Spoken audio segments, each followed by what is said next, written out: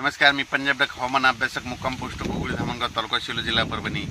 राज्यात 7-8-9 दरम्यान सांगायचं झालं तर तुम्हाला सांगतो, राज्यात 7-8-9 दरम्यान पूर्व विदर्भ, पश्चिम विदर्भ, मराठवाडा, पश्चिम महाराष्ट्र, उत्तर महाराष्ट्र या भागामध्ये म्हणजे तुरळक ठिकाणी म्हणजे भाग बदलत पाऊस पडणार आहे, म्हणून हा अंदाज लक्षात येतो। म्हणजे आणखीन 3 दिवसात पूर्व विदर्भ, पश्चिम विदर्भ, दक्षिण महाराष्ट्र, उत्तर महाराष्ट्र पाऊस पडणार आहे। म्हणजे 9 तारखेपर्यंतच पाऊस सप्टेंबरपर्यंत राहणार आहे। त्याच्यानंतर परत सांगू इच्छितो, पश्चिम महाराष्ट्रातल्या सर्व शेतकऱ्यांसाठी आनंदाची बातमी, कारण तिकडे आता कांद्याचे रोप टाकायचे। मग पश्चिम महाराष्ट्रामध्ये 10 सप्टेंबरपासून वरुण राजाची विश्रांती घेणार आहे। म्हणजे तो पाऊस कशी विश्रांती घेणार आहे? पुणे जिल्हा, सातारा, सांगली, सोलापूर, कोल्हापूर, 10 सप्टेंबरपर्यंत विश्रांती घेणार आहे।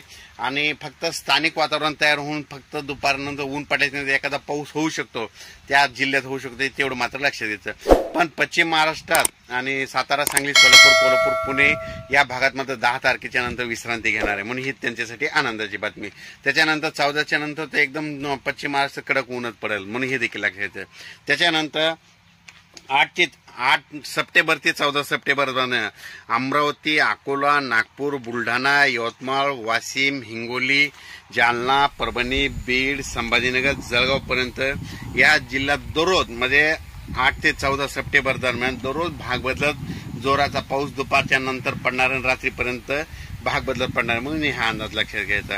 त्याच्यानंतर परत एक सांगू इच्छितो, 12, 13, 14च्या दरम्यान म्हणजे 12, 13, 14च्या दरम्यान अमरावती जिल्हा, अकोला जिल्हा, बुलढाणा, यवतमाळ, वाशिम, परभणी, जालना, संभाजीनगर, जळगाव म्हणजे 12 ते 14च्या दरम्यान जोराचा पाऊस पडणार आहे।